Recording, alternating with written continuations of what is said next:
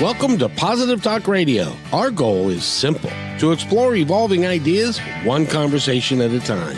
So, stay with us as right now we present the Positive Talk Radio. Today we get one of my favorite people of all time, I think. I do have to tell you, he is a remarkable young man, and he is an advisor. He's a coach. He's a spiritual advisor, and he just comes here and we just have a great time and talk about some stuff that that a lot of people are not delving into the way that we tend to delve into it. It really is a lot of fun, and so David Newkirk is here. David, how are you? I'm good, Kevin. Good afternoon. Thanks again for having me. I agree with you. The conversations we get into are just great. They're so they can go deep, they can go wide, but we always get to cover a lot of territory when we do this. We do, and a lot of people are listening to the shows that you and I do together because they mean something and they have resonance, I think. Oh, that's huge. Thank you for sharing that because I feel like if we can give resonance to people and they can relate and we can add some value to them while they're listening to help them, uh, the participation of doing this is a home run. Thank you. Oh, I 100% agree. 100% agree. Now, today I think that we're going to touch on something that I think is really cool, and I want to start with the fact that when we talk about spirituality or growing in yourself and growing in your heart and being able to help folks and stuff, some people would say that, well, that's easy. Once you get on that path, this is really not a problem and it's easy for you to do and stuff. And it's like, no, not really, because you catch yourself doing all kinds of things that you used to do that didn't think anything of it, and now you're realizing that that's not a very good way to live. That's not a very good way to be and present yourself. So we're going to talk about a little bit about that today. Is that all right, David? Absolutely. That sounds perfect. That sounds like it's filled with a lot of good talking points for us today. I know it will, because it is it is something that a lot of people, that especially when they get started and they're excited about it and they learn about what meditation is, and it's not Mhm. of the devil, and it's a great way to relax and to focus your brain, you focus your mind and your Mhm. heart and all of those things. But you get to a point, and then it's like, how do I get rid of some of the things that have bothered me my entire life? Mhm. And we were going to talk about. Negativity, judgment, the context of those things, because those obviously can be interesting topics in many different ways, even outside of spirituality, in general conversation or rhetoric between people. But I think it's a really interesting aspect on when we apply it to people who are, like you said, meditation, spirituality, that slice of life, and where does it show itself? How do people work through it? How do they view it? Where's the trouble spots? And how do you actually, if you make the decision that life has not been going the way that you want it to, Mm. and you're going to make a fundamental change, Mhm. and you decide that you pick up, as an example, you pick up a spiritual book, or you pick up a Mhm. book that really resonates with you. Mhm. And then you say, well, this seems like a much better way to live, a much happier way of being. And yet we have these blocks that come, and they come to us from, I don't know, all kinds of places, I suppose. Yeah, it's really interesting. I think part of what the work that I've actually been able to uncover, at least with working with clients and the diversity of the work, is there seems to be a very common denominator that gets flushed out. And I'll share it with you. It may seem like it's coming out of right field a little bit, but it's the use of language. Yes. Because even the word spirituality, spirituality was a word f- 40 years ago in the 70s and the 60s. If you were religious and you went to church, you called yourself spiritual. All the promotions around church was spirituality. So spirituality used to be associated only with religion, and it's so much bigger now. It's inclusive of religion, but it means so much more in addition to. from other perspectives, more from a universal perspective beyond the scope of a religious belief only. And so that in and of itself, the word spirituality, you put 20 people in a room, you'll get 20 different definitions to 20 people as to what spirituality means. And not only we get 20 different definitions, they will deviate from the dictionary definition. They will deviate from the social norm. They may even be someone's personal interpretation as to how they want it to mean for them. Or they Exactly. may create a version for themselves to promote it as a certain way for the way they want to do business and want it to be perceived. So it's very interesting that when people, like you said, you're trying to clear things out, or you're trying to work through things, the biggest challenge is when you're doing it a lot of times through or with interacting with other people. It's not just work you can only do in silence with yourself, but you are being prompted to work through it on how you're interacting with other people. But one of the things is, what happens when the word spirituality, as an example, comes up? I have an assumption as to what I think it means. You have an assumption as to what you think it means. We start talking, but we never level set that we're sharing the same definition for an actually fruitful conversation. Oh, exactly. By the way, the story I'm about to tell, I don't want anybody to think that I'm anti-religion in any particular way, and I'm not. I grew up Lutheran. I still have the longest streak of attending Sunday school in a row of 10 years and 2 months, and so forth. But so I don't want you to think this, but when I was working for a company in Arkansas, and they all went to the Southern Baptist churches there. And there were lots of reasons why they did that. One was their boss went there so that they wanted to be successful in their career. So they thought that they should go there and hobnob with those people because that could benefit them in another way other than the internal spirituality religious practice. And it was funny because um, these guys lived in Siloam Springs, Arkansas. There were 8,000 people lived in the town. And so when we would do a trade show or something in Las Vegas, it was new to them, and the town was very small, and so Las Vegas is not very small.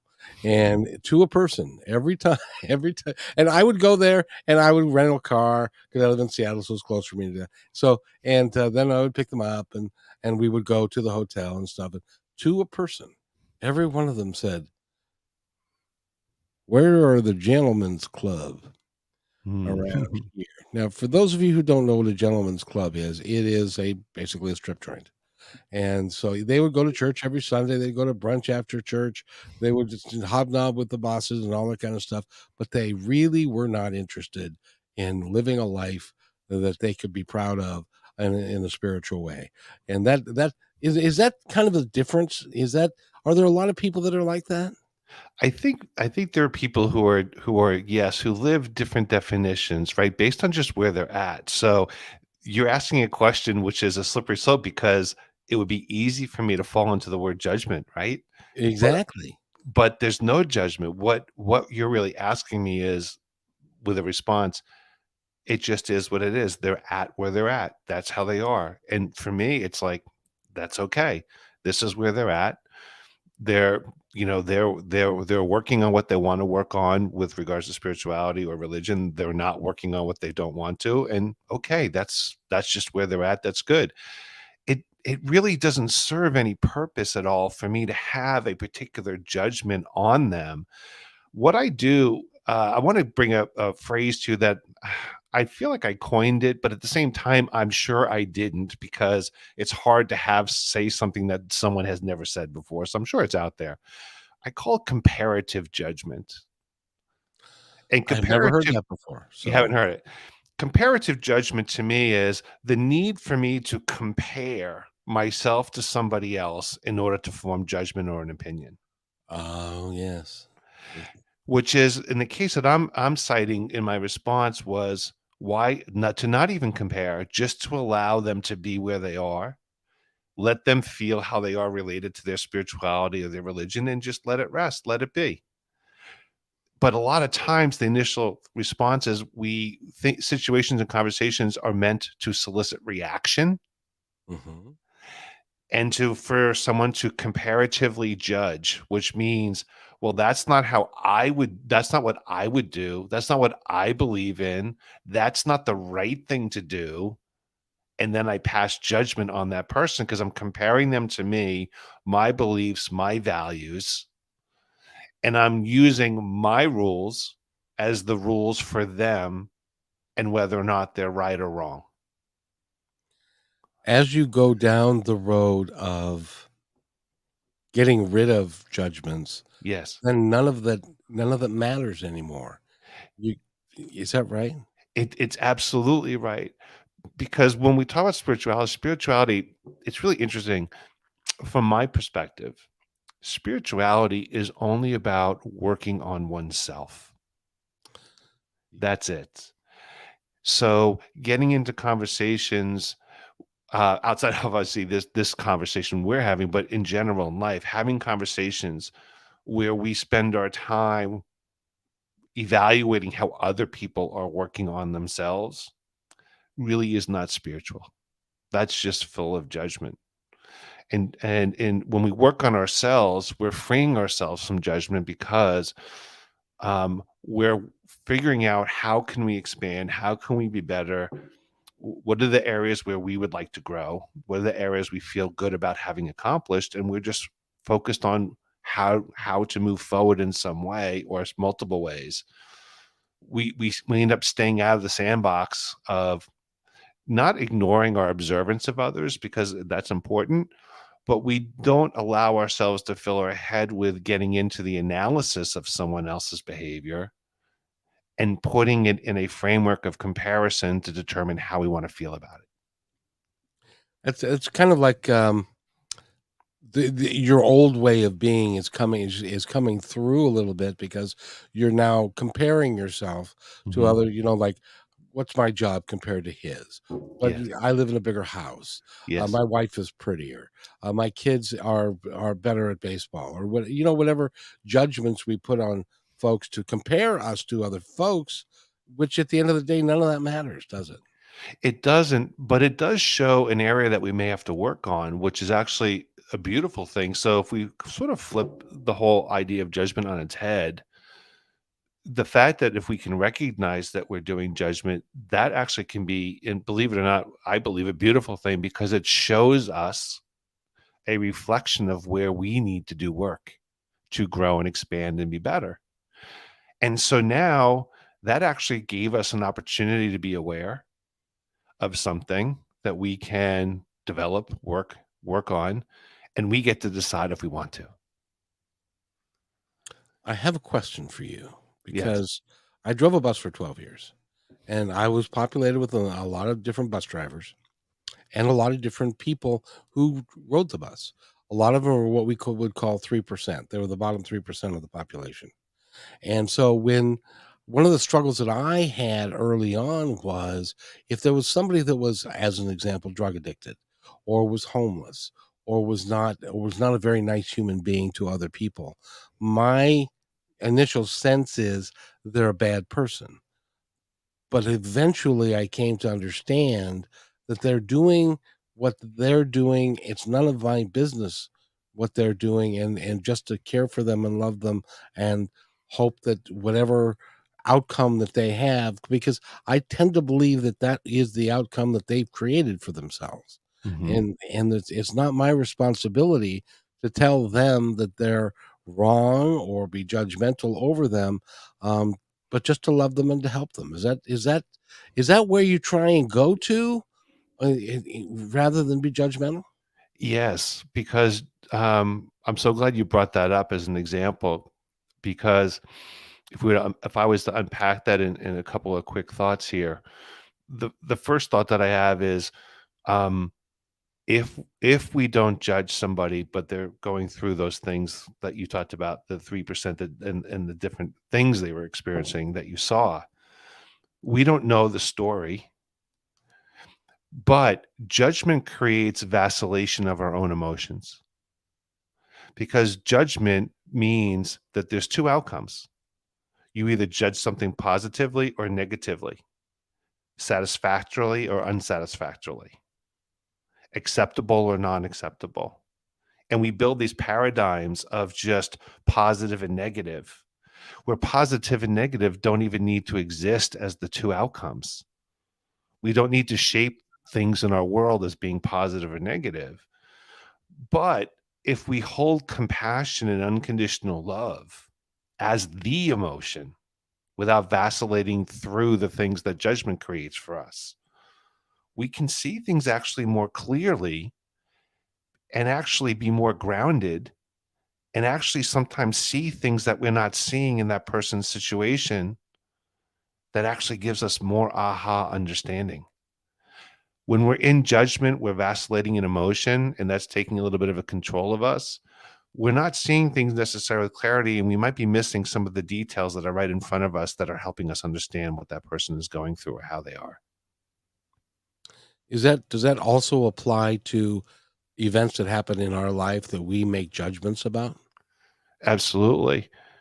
But it's easy, I think, in order to is to do role reversal. I would be very curious, even for the listeners, if they're able to identify and even identify a single instance where they were a certain way and they said, I was judged and I shouldn't have been. My intention was not how they said it was for me. I didn't do it the way they said I did for what motivations or reasons. A clear example. It's the feeling of being on the other side. Well, it was unfair that they judged me. It was unfair they said those things about me. They had that view. That's not how I was thinking when I did this, whatever the situation is. That wasn't my intention. It was all for good. So it's very easy if we allow ourselves to understand that when we flip that judgment in reverse, we've been a victim of those things unfairly too. Yet there's still a penchant for us at some level to perhaps use judgment to make ourselves feel better about our own situation. It's interesting that you say, you say that because a real quick story comes to mind. I was the dining room manager at the DoubleTree Plaza Hotel. It was Sunday brunch. We had a waiting line, and so I was taking names for people so that they could seat them in order. And lady comes up to me and she says, and I said, "Can I have your name, please?" And she said, "My name is Yakamoto." And I said, "Oh, great. Could you spell that?" And she said, and I said, "Isn't that the admiral that led the attack on Pearl Harbor?" Now, keeping in mind that I'm a history guy. Mhm. And so for me, that was just a point of reference. It was not meant to be derogatory in any way, shape, or form. Well, the next day I come to work and I have this please see me from the food and beverage director. And he said, "Did you call this lady by her name?" And I said, "Well, yeah." She said, She called in and complained about you because she felt that you were being racist and derogatory towards her." And I said, and stuff. So, and that's to your point. That happens all the time to people. It does, and that's really where miscommunication comes into play, right? And that's where emotions come in and reactions and conflict or comes into play. But what's really interesting is as we become more spiritual, the conversation changes naturally and organically is what I've seen with people. And for instance, the language that could change in what you experienced is that I'm not saying or indicating that you were not spiritual at the time, but I just in wasn't. terms of go ahead, I'm sorry. I no, I was going to say I wasn't at the time. I had that was before my my epiphany, if you will. Oh, okay. Because I just wanted to call it out because you use it as an example. I just wanted to try to elaborate a little bit how it may be different. Would be where in a spiritual way, our language changes. We're like, that's really interesting. Um, you know, I don't know if you're a history buff at all. That name sounds very familiar. Um, I don't know how you sort of position it where you're more concerned about how you're going to be received for the comment, or as you're thinking about it, you're like, "Oh, I'm not gonna say anything at all."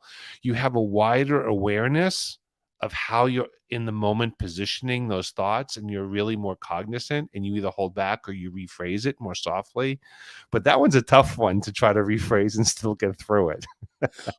Well, it was one of those. See, I'm have always been trying to be positive and upfront. Mhm. And I perceive myself as being that.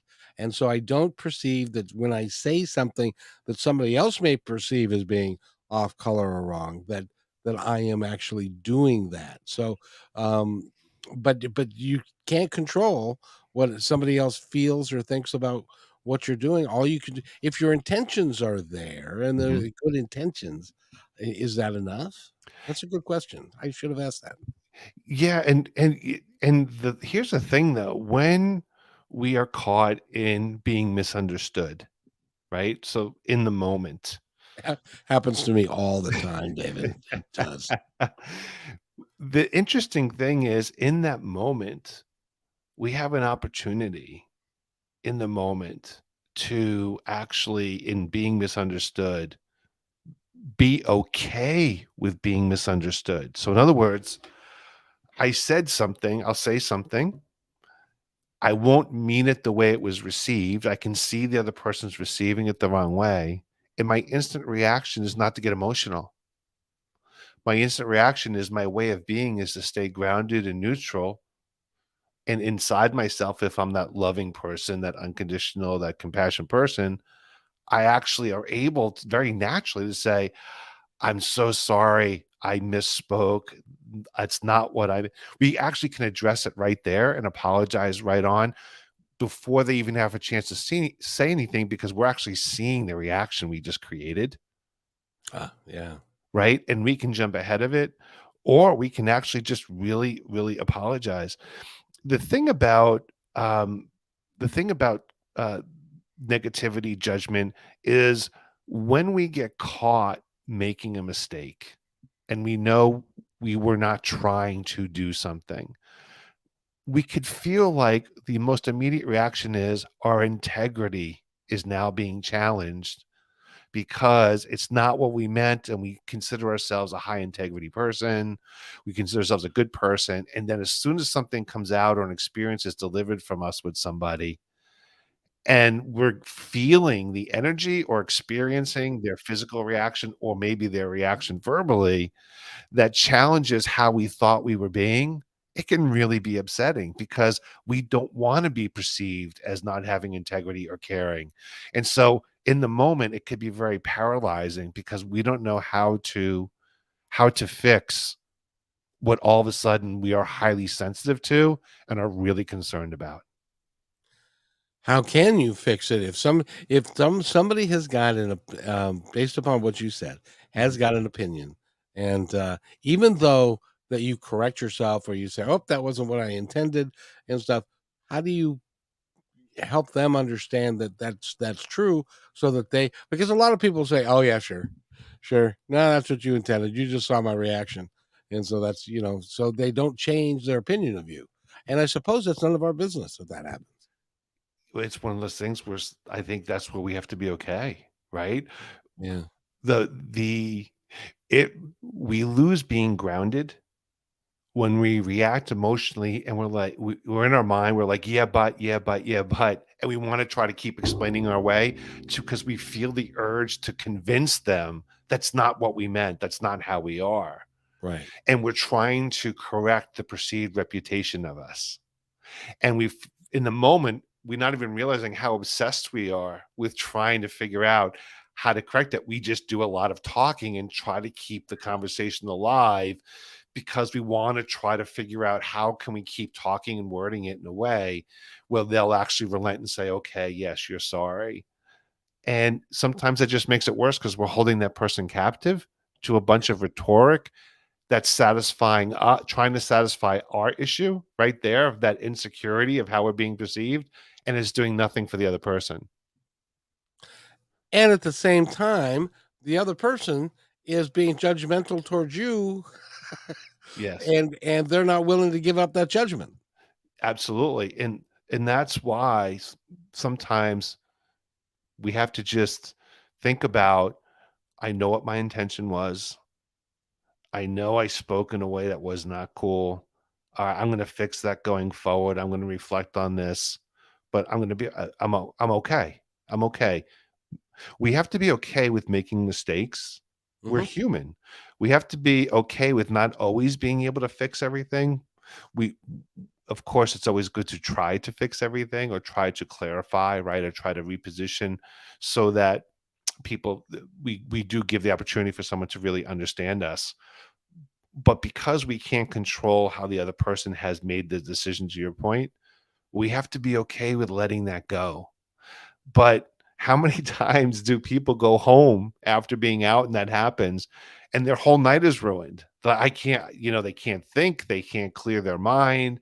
They're like, I was going to cook dinner tonight. I can't. Let's just get takeout. I'm not in the right frame, quote, I'm not in the right frame of mind.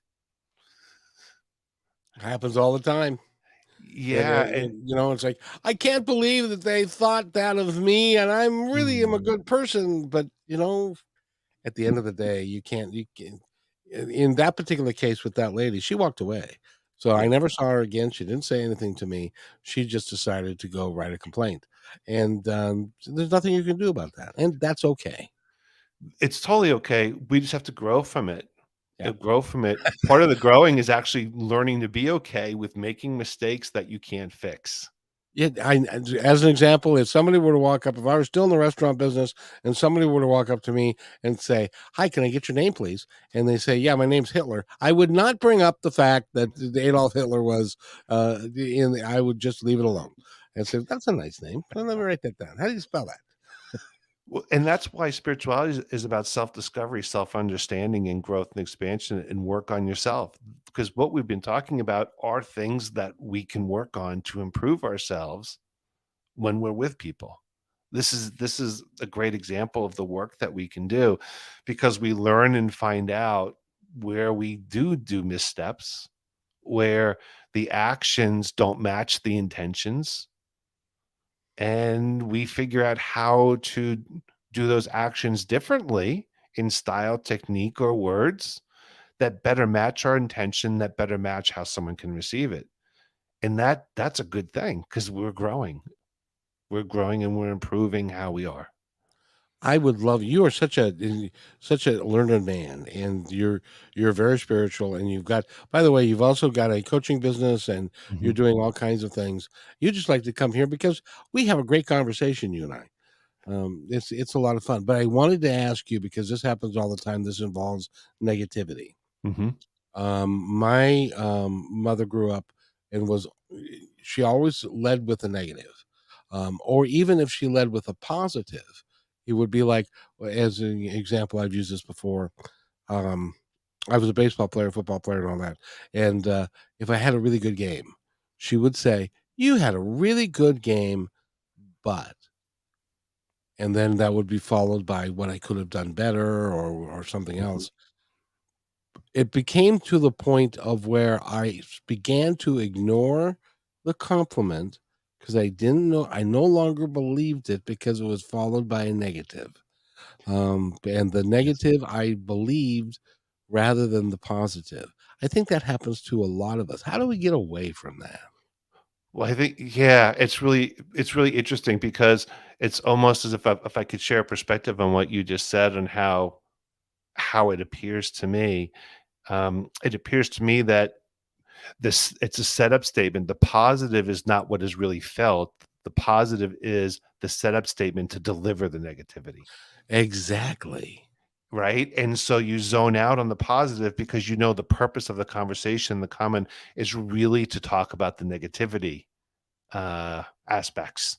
And so you see it as they're here just to talk about the negative stuff. The beginning is just fluff. It's not really meant. It's really this is where they're focused. So it it's very common in parenting circles, right? For parents to stress, the idea of doing better and doing more.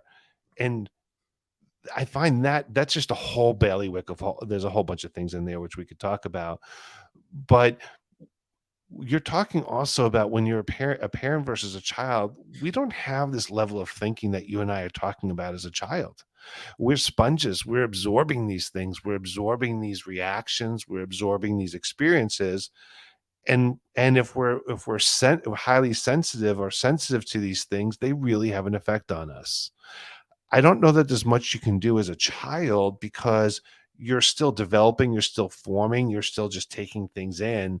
You're trying to figure out lots of things about what you're taking in. But I think as an adult, we can be exposed to these things as well from people. We can be in dysfunctional relationships where these things do occur, where people give us the setup statements to give us the whammy of the negative. You see so many videos, so many people, so many professionals talking about narcissism and all these things, right? And talking about how you get gaslighted and all these things. So what you just described has taken on a whole life of its own. Do you get gaslit? Do you deal with a narcissist? What are the top three signs to know you're living with a narcissist or you're working for one? All these things. That just keeps everything alive. That just keeps everything propagated. I think what we're really talking about is when we're an adult and we have an awareness that this is happening now, we're being given negative. How do we stay in our own power, our empowerment of self, and say, I appreciate you'd like to give me some feedback. I don't need any, thank you. Yeah.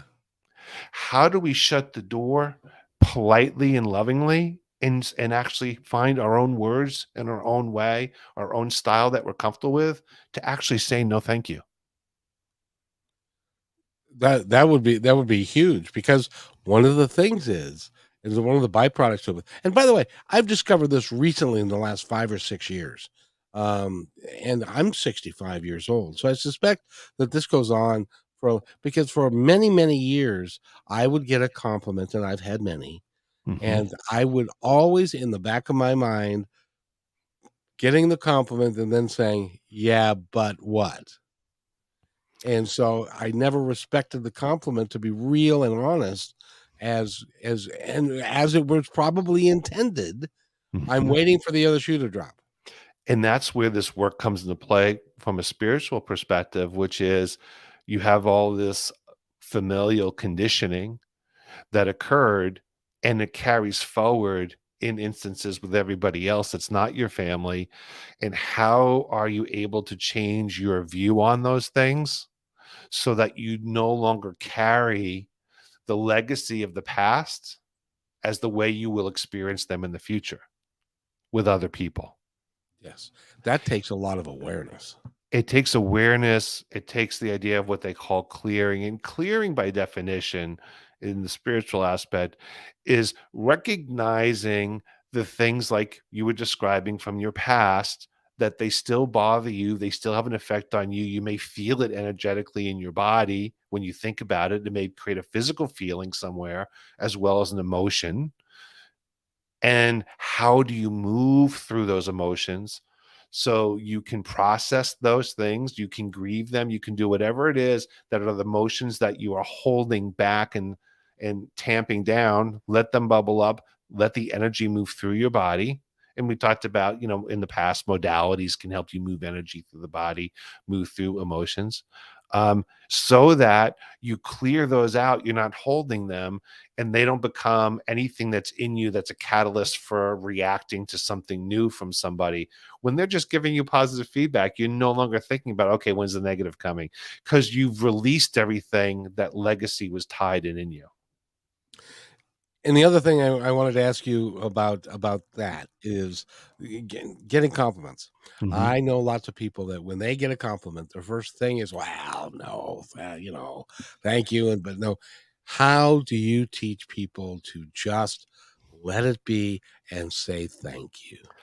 You know what? I'm smiling so much. I can't believe you asked me this question because it's something I work on with people all the time, because there are a lot of heart-centered people who like to give and like to help, but they a lot of times they have a problem receiving.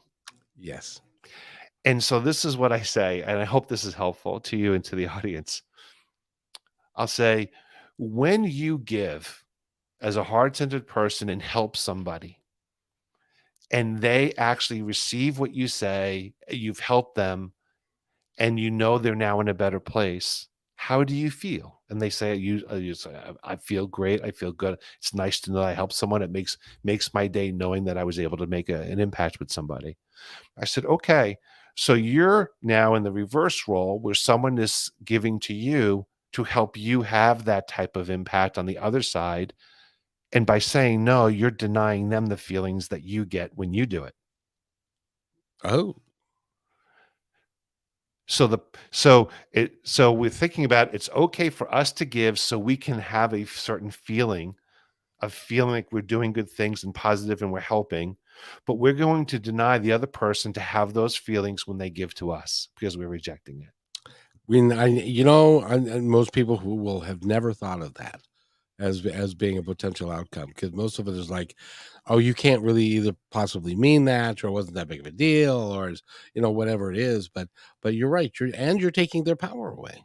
Yes. So what we're doing is we're deflecting, but we're also denying them to feel as good as we feel when we do it. And we're making it a one-way street only.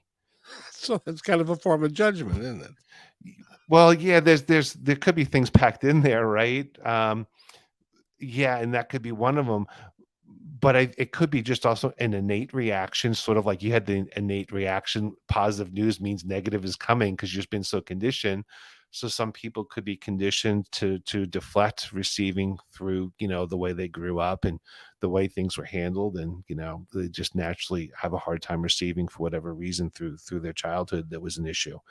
Um, but the nice thing is we can recognize that if we are a heart-centered person, we should allow someone to feel good by giving to us. Yeah. And if we are gracious in receiving, we are giving them joy. And that is just another, because a lot of us spend our whole lives trying to give other people joy.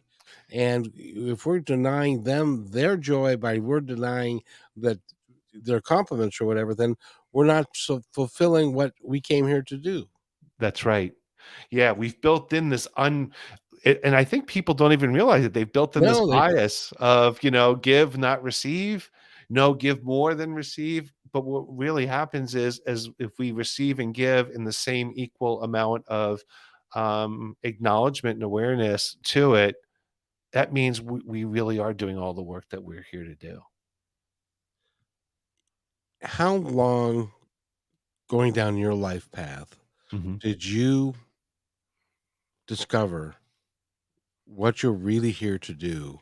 Were you a younger man? Was it you were you a little older when you came to the realization that I'm more than what I've been doing, and I want, or more than what I've been being, Yeah. which is a better right word for me, I think, and became the type of it became a seeker, because I don't know that do you ever get done seeking your spiritual self and your a better way to be? Yeah. I I'll answer the question. That I'll actually share with you a personal story as to how it happened, if that's okay, Yeah, because it's the only please. way I can Well, answer it. David, the reason that's important is that it happens to everybody. There's a Yes. point in time in their life when they reach the conclusion that this isn't enough, that they want more, that why am I really here? Mm. And a lot of people will say, I guess it's just to play golf on the weekends, but oh well. But some people take it differently. What was it for you? Yeah, I'm surprised. I'm stunned that you asked the question, but I'm glad that you asked the question because I've never shared this before with anybody outside of my, my immediate close friends and my partner. Um, it happened for me because, and as you know, I've ever since I was 6 years old, I've just been different in terms of, like, facilitating healing and all the things that go on for me, with Kasha records and everything. But to your question, I was a senior in college. I went to Penn State University. I was a senior. I we were I have one sister and she's 3 years older. She came down for my graduation and we were at the Hilton Hotel and we were in the restaurant at the hotel for dinner for after graduation. And that was the moment. The moment was I was looking at my parents, my mother and my father, and I had known some of their own personal history, of course, right? I'm their son. I know some of their history. My dad was a foster child. He was put in a foster home, from a broken household where his dad had left at an early age. He was the oldest of 3 brothers, but his mother, when she put him and his 2 brothers in a foster home, her job after that was to be a nanny to other kids. Oh, Talk no, about that's that being a odd. whammy, right? He grew up in a very difficult situation. He was with all this with his two brothers, but in a foster home. Had very difficult life. Became very successful as an airline pilot for Delta Airlines and did a lot for himself. But there were a lot of challenges for him as a human being.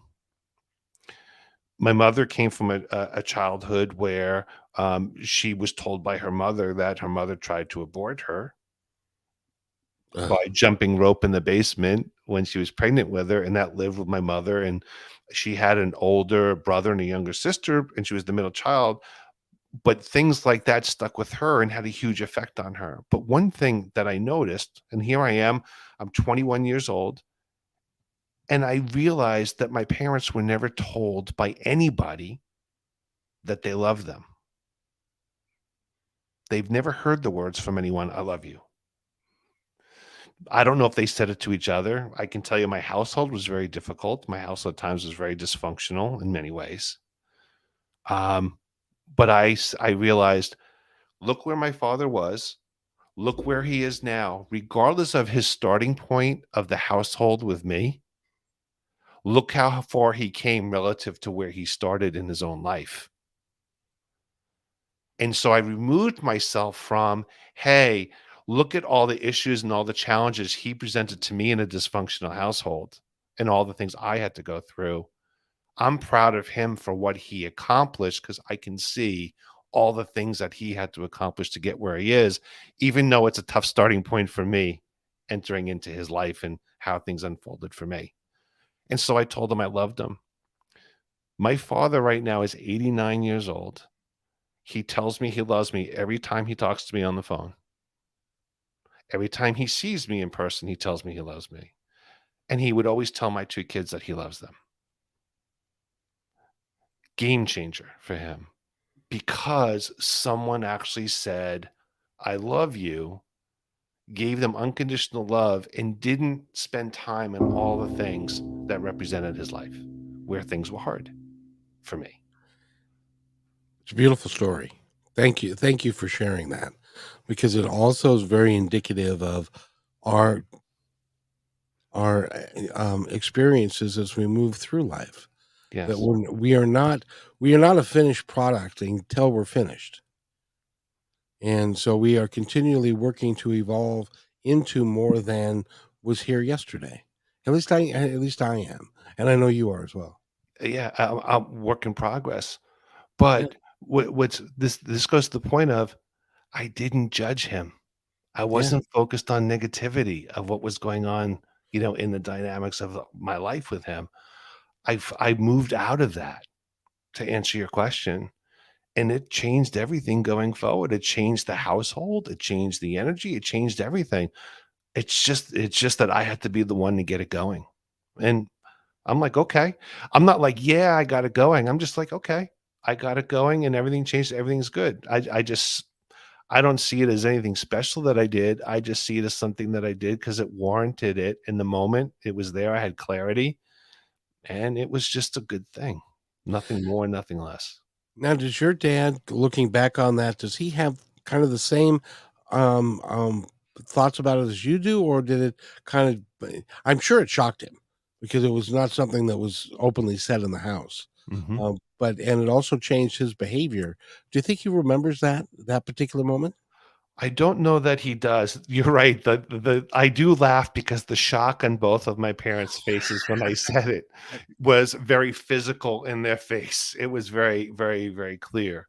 And it makes me laugh to this day. I don't think that he does. I don't know that he's in a place where he reflects on that moment at all. I think I hold that moment more closely of that being a game changer in so many things in the for him and for the family life and all of that. I don't think he does, but I'm like, that's okay. Doesn't matter. The fact that he said to me one day, I'm a work in progress, he said to me about himself. He's very humbly, he just said, I'm a work in progress. I was like, wow, that's pretty cool. Means there's so much built into that. He reflects on everything he was, he reflects where he is, he reflects where he thinks he wants to go. And to say in all of that body of personal work, I'm a work in progress, it means he does have a bunch of self-awareness, the reflection as to where he's been, where he is, and where he wants to go, and that's awesome. I couldn't agree more. I couldn't agree more. It's fun. I hope everybody has an opportunity to have a conversation like you had with your dad, or I had with. It was Thanksgiving. I was a teenager. All the kids had left the table, and we're sitting around the table was my mother, my father, my grandmother, my grandfather on the other side, my aunt, and my uncle, and me. And I'm looking at them, and they were all in their late 50s or early 60s. And I'm looking at them and saying, you know, all these people are going to be gone soon. Mm, They're, and so I made the effort to say, you know, I really appreciate you guys. You guys have always, and they, oh no, come on, poo poo that. But I think that it had an impact on them deep down. And I know it had an impact on me because I could then say, I appreciate you guys for who you mhm. are. And they're all gone now. But they're not gone, if you know what I mean. But that's a whole different conversation. Yeah, I think what's really, really important is that when we move away from even determining was something positive, let alone something negative, when we just move away from that as our focal point, we can see very clearly what really is there in front of us and what really is beautiful about the person that's in front of us or before us. Even going back to the earlier scenario you draft about the three people, the 3%, and those people. At the end of the day, regardless of any challenges, issues, or the way people are that are different than what people want to prefer to see in somebody else, in and of itself, life is beautiful. Life is always a budding flower for everybody. We do get to pick and choose what we do and don't want to see in somebody. We do get to pick and choose how wide of a lens or narrow of a lens we want to see things. We do get to see if we want to embellish something or do the opposite and not allow someone to show something beautiful that they are showing, and we can negate it. So we really do have this unique thing about us where we really are controlling what we are allowing ourselves to see in truth and reality. But the more we move forward in spirituality and we are grounded and we are just holding compassion and love, and we don't vacillate our emotions, which create bias in how we view things, we do get to see that clarity. And we do get to see some of those budding flowers that are in people. Um, it can be harder in some people because some people can be extremely difficult in their way. I get it. I get it. And I understand that. And I'm not talking about toxic positivity either, where we just like everything's great, everyone's beautiful, everyone is a budding flower. That's not what I'm saying. But what I'm saying is it gives us the opportunity to at least truly see what is there versus somehow skewing what is and isn't there, which, isn't always truthful, but we believe it to be the truth. Exactly, and there are times, and I would ask your opinion about this. And we're gonna run out of time again, but we're gonna have to do this again, David. But I want your opinion on this because in the last 3 or 4 years, I think that it has really become a major, major issue within a lot of families at Mhm. Thanksgiving. The dysfunctionality and the negativity and the judgment that's going on in our country between peoples and between political parties and all of that. Um, I have a good friend who is a conservative Republican person, and so he was a Trump supporter Mhm. and a major Trump supporter. And we couldn't even talk on any level about, what I would say, but he's a womanizer and he doesn't treat people well. And and he's, no, that's not true. And so we couldn't even communicate. Mhm. So at one point in time, I made the decision, Mike, I love you. I bless you.